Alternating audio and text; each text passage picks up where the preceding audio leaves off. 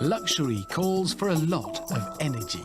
Just the lights in one suite can draw more power than all the appliances in a British home burn in a whole day. And making the mood romantic could have shocking consequences. So to dim the lights, simply press a button. Really not complicated, we're all familiar with dimmers. But simply pressing that button could have had a catastrophic effect.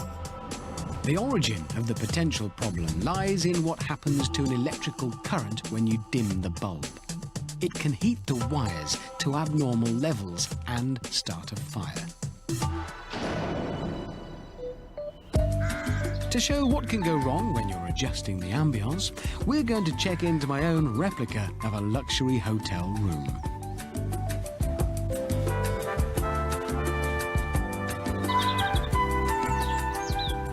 I've brought electrical expert Paul Mitchison along to create a sophisticated lighting system. Oh yeah, home from home. No, not back in the Burj Al Arab. This is my replica. There's no ensuite yet, or jacuzzi, or underfloor heating, but it's got a bedside table and plastic roses. Everything the modern luxury bedroom needs, including lights. Yeah, they don't really come on and off when you do that. That's just Paul out there operating them. Still, thank you. There it is, all working perfectly. My shed may not be a fully authentic replica, but it has two crucial similarities. It has a high-voltage power supply for the electrical systems, and it has a dimming system.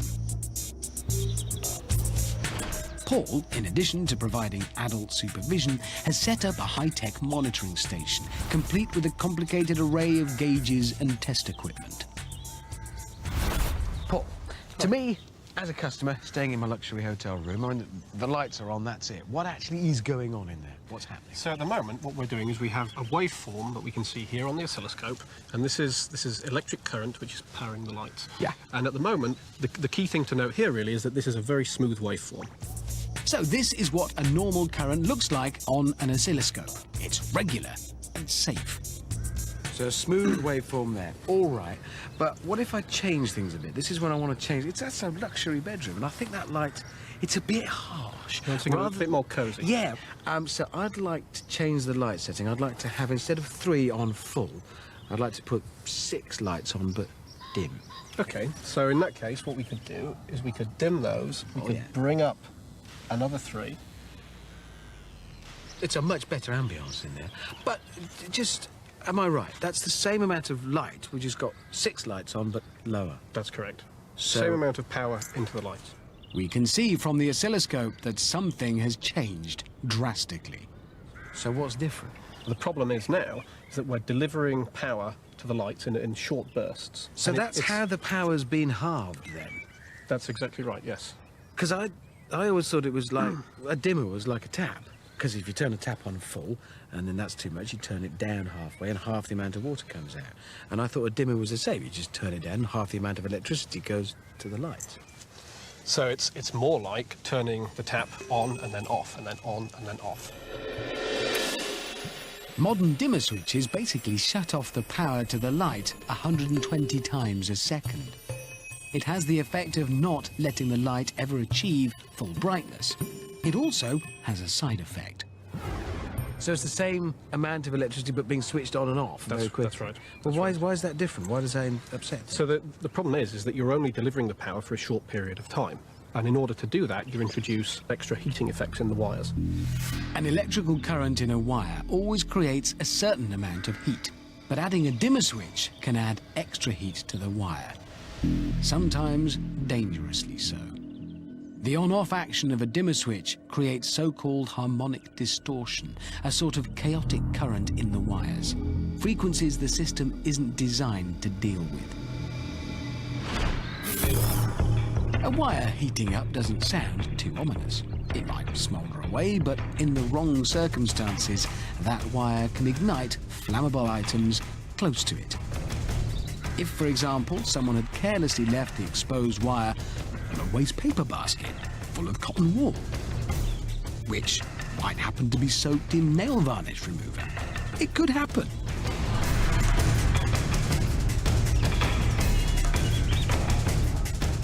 With 6 lights on dim, let's see what does happen.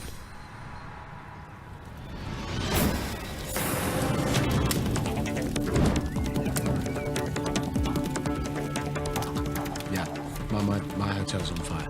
Just so you know, that's a lot of heating. That took less than 20 seconds to catch. You really wouldn't want that in a top-class hotel. The shed's on fire. You've ruined my hotel quite badly. Yeah, that is. I see your point. That is a potential problem. Yeah. Cool, blimey, bloody hell.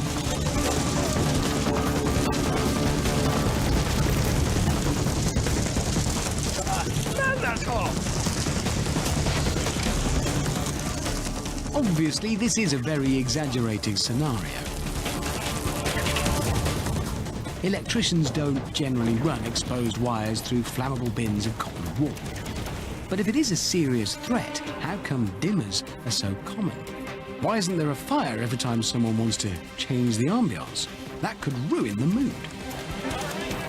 It's because of electrical defences that include part of a camera's flash.